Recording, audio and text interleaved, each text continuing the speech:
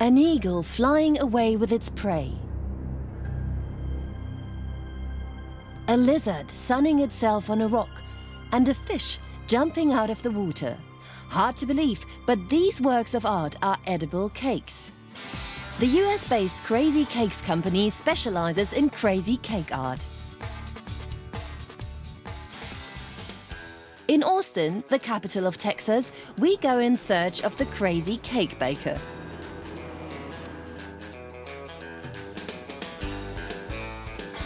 Brian Stevens is the man behind the unusual cakes, along with his wife Jennifer and pastry chef Kyla.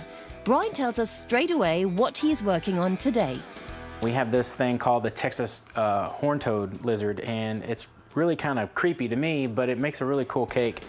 Let's start with a rock for the lizard. You're gonna make this big rock portion that is the cake. Our horn-toad to actually just be perching on top of that rock. And so this whole portion right here will be all cake. First, Brian makes a realistic rock out of cake. He draws a rough outline for it. Now we kind of know that this is basically gonna be our shape. We'll be able to stack the cake on top of that. Brian cuts out the rock shape from polystyrene. For the lizard, he uses templates from the internet. We want to be able to see what the top of the head looks like, what the side of the head looks like, what these spikes kind of look like. All this is really important, and to have it from different angles really helps us visualize it in 3D. By the way, unlike pastry chef Kyla, Brian is not a trained professional baker. A few years ago, he hadn't a clue about cakes until his son's second birthday. His second birthday, a friend of mine made him a Batman cake. And she's a really good artist, and she made this really cool cake, and I'm sitting there looking at it, I was like, you know what, I can do that. And so I made him this sculpted SpongeBob SquarePants cake, and he loved that. SpongeBob was Brian's first crazy cake 4 years ago. He now makes 4 to 5 crazy cakes a week. The basis is a very specific type of cake. This is a devil's food cake. It's pretty much our basic chocolate cake. It has a medium level of of richness to it. It's pretty standard type of flavor for Americans. It's pretty popular, so. Brian bakes the cake layers 2 days in advance. That way, they have the ideal texture for modeling. He uses a chocolate buttercream mixture to bind the layers together so that they don't break apart when he cuts them into shape. Cut very carefully. You just kind of have to see it in your mind and, just kind of work it around and reveal that shape. The stacked cake layers are coated and fixed in place with warm ganache, a mixture of chocolate icing and butter. When cooled, the ganache holds the mound of cake together like glue. One cake takes Brian around 12 hours, including its resting time in the fridge. In order to shape the cake well, each crazy cake consists of several layers. Brian and his team's biggest secret is fondant.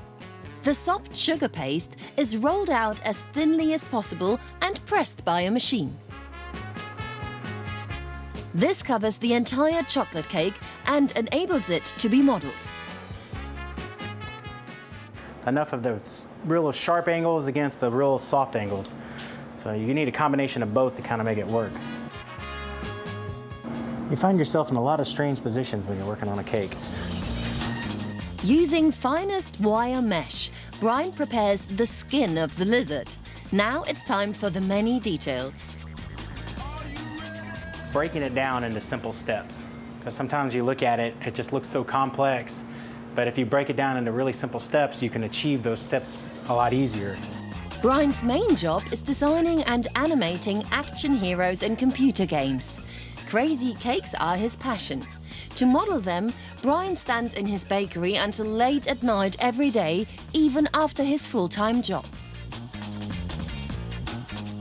A lot of how I visualize texture and like the way, when I go to paint it, the way I layer up colors, it's exactly how I do it when I develop digital art for the gaming industry.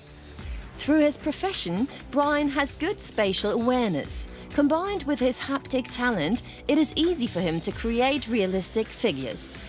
He has this kind of like crease on his eye. He's a real interesting dude.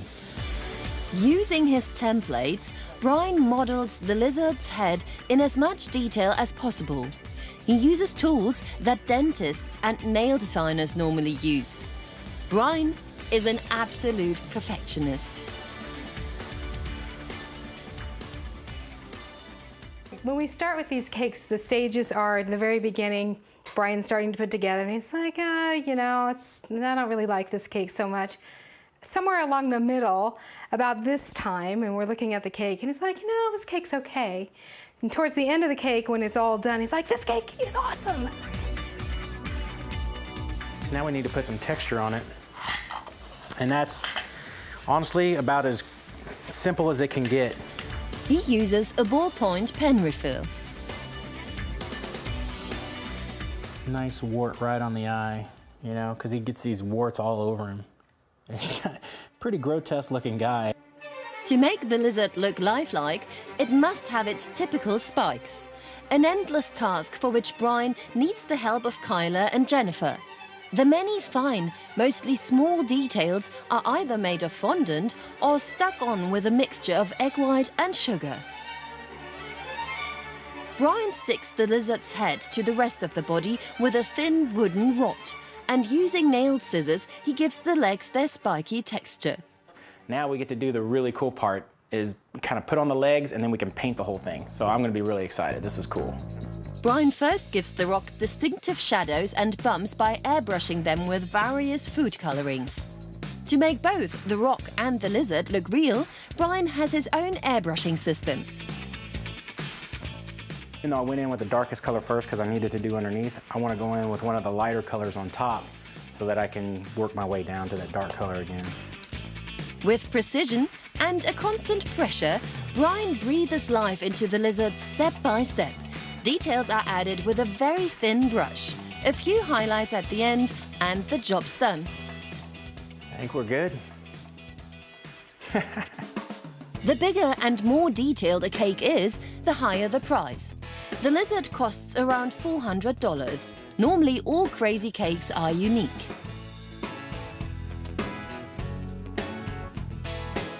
To me, it's just not that interesting doing the same thing over and over again. Even though you get quicker, it's just not as artistically challenging. 90% of their customers live in Texas, so the three of them deliver most of the cakes personally. The first cake I ever did for somebody who wasn't from my family, I made this kid's birthday cake, and now he's turning 7 or 8? 7, he's a year Yeah, he's turning 7 today, so we're making him another cake. We're gonna take it to him, see if he likes it. Hopefully he will. He loved the last one. Hey! Especially for Brian, the reactions of his customers are important. The party guests are thrilled. The children can hardly believe their eyes, especially birthday boy Even.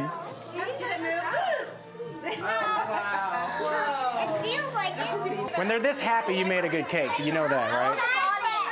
And Brian is not sad about seeing his work of art destroyed. Hey guys, how does it taste? You guys like it? Yes. Yeah? Whenever possible, Brian likes to try his cakes himself. I like it.